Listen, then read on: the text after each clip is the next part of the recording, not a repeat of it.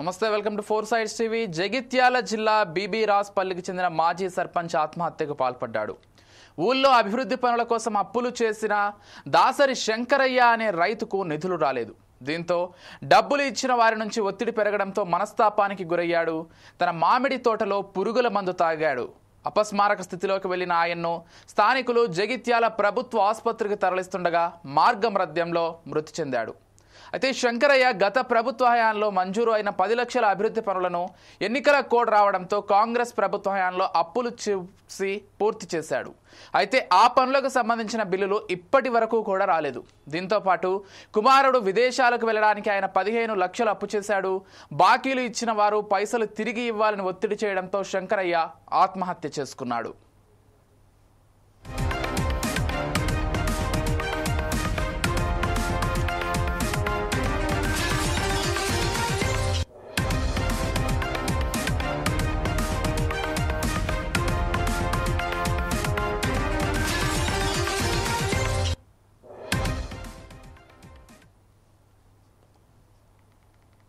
జగిత్యాల జిల్లా బీబీ రాస్పల్లికి చెందినటువంటి మాజీ సర్పంచ్ ఆత్మహత్యకు పాల్పడ్డాడు. ఊళ్ళో అభివృద్ధి పనుల కోసం అప్పులు చేసిన దాసరి శంకరయ్య అనే రైతుకు నిధులు రాలేదు. దీంతో డబ్బులు ఇచ్చిన వారి నుంచి ఒత్తిడి పెరగడంతో మనస్తాపానికి గురైనటువంటి ఆయన ఆత్మహత్య చేసుకున్నట్లుగా తెలుస్తోంది. తన మామిడి తోటలో పురుగుల మందు తాగాడు. ఆ తర్వాత అపస్మారక స్థితిలోకి వెళ్లిన ఆయన్ను స్థానికులు జగిత్యాల ప్రభుత్వ ఆసుపత్రికి తరలిస్తుండగా మార్గమధ్యంలోనే ఆయన మృతి చెందాడు. ఇక ఇదే అంశానికి సంబంధించి ప్రస్తుతం రాష్ట్రంలో సర్పంచుల పరిస్థితి ఏ విధంగా ఉంది, అప్పులు చేసి అభివృద్ధి పనులు చేసినటువంటి సర్పంచులకు ఆత్మహత్యలే గతవుతున్నాయా అనేటువంటి అంశానికి సంబంధించి మాట్లాడడానికి మనతో పాటు రాష్ట్ర జేఏసీ సర్పంచుల అధ్యక్షులైనటువంటి సురవి యాదయ్య గౌడ్ గారు సిద్ధంగా ఉన్నారు. వారిని అడిగి మరిన్ని విషయాలు తెలుసుకునేటువంటి ప్రయత్నం చేద్దాం. యాదయ్య గౌడ్ గారు నమస్కారం అండి. నమస్కారం సార్. మీ పూర్సాయి టీవీ ప్రేక్షకులకు మరి మీ యజమానానికి కూడా ప్రత్యేక ధన్యవాదాలు. ఎందుకంటే మా సమస్యలపై నిరంతరం ఎప్పటికప్పుడు మీరు స్పందిస్తున్నందుకు ఫస్ట్ మీ యజమాన్యానికి ధన్యవాదాలు సార్. థ్యాంక్ యూ అండి, thank you so much. Yes, అంటే ఈ శంకరయ్య అనేటువంటి ఈ మాజీ సర్పంచ్ ఎవరైతే ఉన్నారో గతంలో బీఆర్ఎస్ టైంలో నిధులు విడుదల చేస్తామని చెప్పి దాదాపు 10 లక్షలకు సంబంధించి ఆయన బయట నుంచి అప్పులు తీసుకొచ్చి కాంగ్రెస్ ప్రభుత్వం వచ్చిన తర్వాత అభివృద్ధి పనులన్నీ చేశారు గ్రామం కోసం. అలాంటిది ప్రభుత్వం నిధులు మళ్ళీ విడుదల చేయకపోయేసరికి ఒకవైపు అప్పులు ఇచ్చినటువంటి వాళ్ళ ఒత్తిడి పెరుగుతుండడంతో ఏం చేయాలో దిక్కుతోచినటువంటి స్థితిలో ఆత్మహత్యకు పాల్పడ్డటువంటి పరిస్థితి. అంటే కేవలం ఒక శంకరయ్య పరిస్థితి మాత్రమే కాదు, ఇలా రాష్ట్రంలో చాలామంది ఈరోజు గతంలో నిధులు విడుదల చేస్తారనేటువంటి ఒక నేపథ్యంలో వాళ్ళ గ్రామాల అభివృద్ధి కోసం, ప్రజల అభివృద్ధి కోసం అనేక నిధులు అప్పులు చేసి తీసుకొచ్చి మరీ అభివృద్ధి చేశారు. కానీ ఈరోజు ఆ నిధులు విడుదల కావట్లేదు. తీసుకున్నటువంటి అప్పులు ఎలా తీర్చాలో అర్థం కావట్లేదు. ఎలా చూస్తారు? ప్రధానంగా శంకరయ్య మృతికి సంబంధించి అసలు ఈ సర్పంచుల గోడుకు సంబంధించి ఏం చెప్తారండి? సార్ ఏం లేదు, తెలంగాణ రాష్ట్రంలో దినదినంగా రోజుకు ఒక సర్పంచ్ అనే వాళ్ళు గ్రామాలలో అభివృద్ధి పనులు చేసిన పాపానికి వాళ్ళు ఆత్మహత్యలు చేసి చనిపోయే పరిస్థితుల్లో ఉన్నారు. అనేక సార్లు ఈ ప్రభుత్వానికి మేము వినతి పత్రాలు ఇచ్చి అనేక సార్లు అనేక రూపాలలో ఈ ప్రభుత్వానికి తెలియజేసిన మా సమస్యను స్పందించకపోవడం, ఇంకోటి గ్రామ పంచాయతీలకు కూడా నిధులు ఇవ్వకపోవడం, అదే విధంగా ఇప్పుడు నిన్న చనిపోయిన జగిత్యాల జిల్లా చెందిన వాళ్ళు ఒక ఊరు సంబంధించిన దాసరి శంకరయ్య అనే వ్యక్తి అనేక సార్లు ఈ ప్రభుత్వం దృష్టికి మేము చేసిన పెండింగ్ బిల్లులు చెల్లించాలని అనేక సార్లు మొరపెట్టుకున్నా కనీసం స్పందించని ఈ పాలకులు ఇప్పుడు ఇది ముమ్మాటికి ఇది ప్రభుత్వ హత్యగా భావించబడుతుంది. ఎందుకంటే ఈ ప్రభుత్వం ఏర్పడిన సంధి 18 నెలల సంధి మేము సర్పంచం, మేము సప్పు చేసి గ్రామాలను అభివృద్ధి చేసినాం, మా బిల్లులు చెల్లించమని అనేక సార్లు ఈ ప్రజాప్రతినిధుల చుట్టూ అధికారుల చుట్టూ తిరిగినా స్పందించకపోవడం వల్లనే ఈ నిర్ణయం తీసుకున్నారు. అయితే మీకు చేసిన అప్పులకు వడ్డీలు కట్టలేని పరిస్థితులు, చెల్లించలేని పరిస్థితిలో, దీన స్థితిలో ఇంకెంతో మంది సర్పంచులు ఉన్నారు. వారు సర్పంచులు కూడా కొంతమంది భూములు తాకట్లు పెట్టిరు, ప్లాట్లు ఉంటే ప్లాట్లు తాకట్టు పెట్టిరు, అదే విధంగా భార్య మీద ఉన్న బంగారం పుస్తలతాడు తాకట్టు పెట్టిరు. అయినా కానీ స్పందించని ప్రభుత్వానికి ఏం చేయబోదు, స్థానిక సంస్థల ఎన్నికలకు పోతామని చెప్పి అడావిడి చేస్తూ మా బిల్లులు చెల్లించకపోవడం వల్లనే సర్పంచ్ చనిపోయినాడు. ప్రభుత్వం దగ్గరగా 125 కోట్లకు పైగా మంజూరు చేసినట్లుగా చెబుతోంది. అంటే ఏంటి మీ వరకు రావట్లేదా? అసలు ఏం జరుగుతోంది? ప్రభుత్వం చెప్తున్న దానికి అంటే గ్రౌండ్లో రియాలిటీ రెండు చాలా డిఫరెంట్గా ఉన్నాయి. వాళ్ళేమో విడుదల చేశామో నిధులని చెప్తున్నారు, సర్పంచ్లు ఈ విధంగా ఆత్మహత్యలు చేసుకుంటున్నటువంటి పరిస్థితి. మొన్న 153 కోట్లు రిలీజ్ చేసినామని ప్రభుత్వం అబద్ధ ప్రకటన చేయడం వల్ల మా సర్పంచ్ల ఇండ్ల కాడ వచ్చి వడ్డీలకు ఇచ్చిన వారు ఆ డబ్బులు అడగడం మొదలు పెట్టిరు. ఆ అడగడం మొదలు పెట్టడం వల్ల అనేక మంది కుటుంబాలు ఇప్పటికే చిన్నభిన్నమయ్యే పరిస్థితులు ఉన్నారు. ఇంకా కొంతమంది కూడా సర్పంచులు అప్పుల బాధలతో చచ్చిపోయే పరిస్థితులు ఉన్నారు.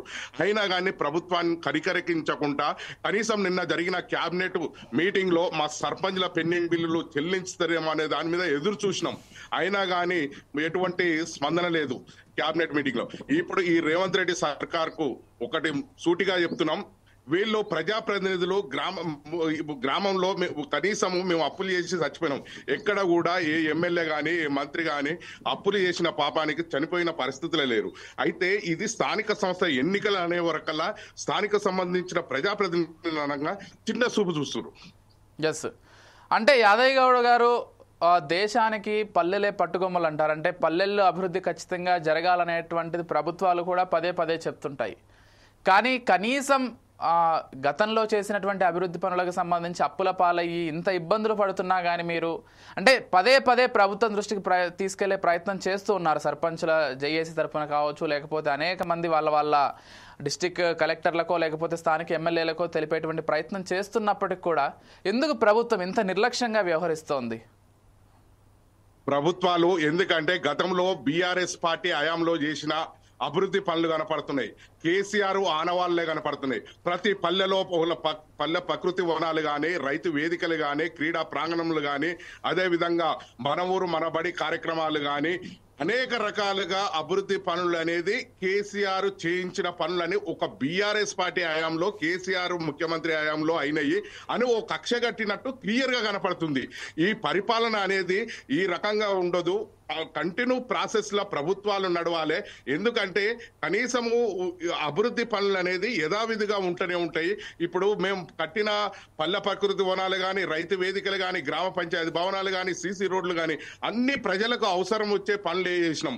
ఏ రాజకీయ పార్టీకి సంబంధించిన నాయకుల కోసం పనిచేసింది కాదు అని గుర్తించుకోవాలి ప్రభుత్వం.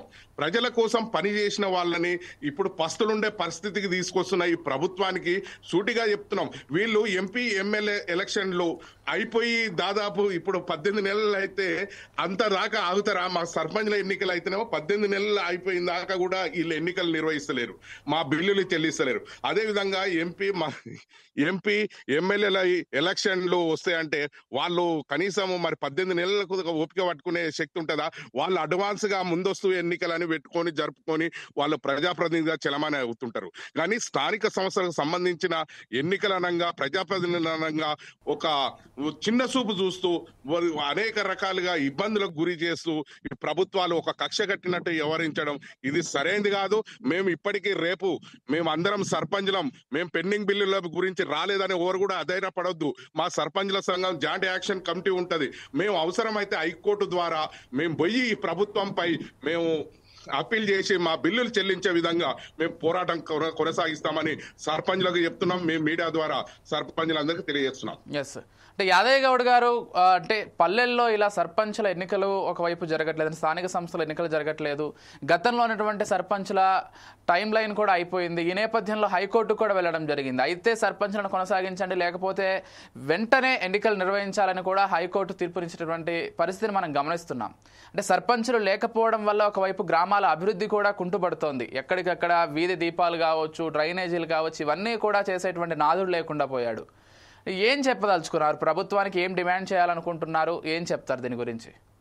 మహాత్మా గాంధీజీ కలలుగన్న గ్రామ స్వరాజ్యాలే దేశానికి పట్టుకొమ్మలుగా ఉండే ప్రభుత్వాలు చర్య తీసుకోవాలి. కానీ ఈ నేటి పల్లెలను ఒళ్ళకాడిలాగా మార్చి పల్లెలలో అపరిశుభ్రత వేరుకుపోయే విధంగా పల్లెలో ఉన్న ప్రజాప్రతినిధులను నిర్లక్ష్యం చేయడం, అదే విధంగా ఈ లాస్ట్ కు భారతదేశంలో ఎక్కడ లేని విధంగా తెలంగాణ రాష్ట్రంలో ఒక హైకోర్టు ప్రభుత్వానికి మొటికాయలు వేసిందంటే మీరు ఎన్నికలన్నా నిర్వహించండి, లాస్ట్ కు లేకపోతే ఆ పాత ప్రజాప్రతినిధులన్నా కొనసాగించేటట్టు మీరు జీవో రిలీజ్ చేయాలని ప్రభుత్వానికి సూచించారంటే కనీసం సిగ్గుమాలిన చర్య. ఇప్పటికి ప్రభుత్వానికి తలదించుకోవాలి.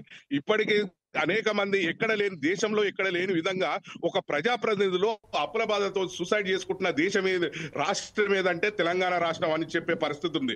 నాడేమో తెలంగాణ రాష్ట్రం ఎక్కడ అభివృద్ధి చెందిందంటే దేశంలోనే తెలంగాణ రాష్ట్రంలోనే దాదాపు దేశంలో 20 అవార్డులు ఎంపిక చేస్తే 19 అవార్డులు వచ్చిన ఘనత తెలంగాణ రాష్ట్రానికి.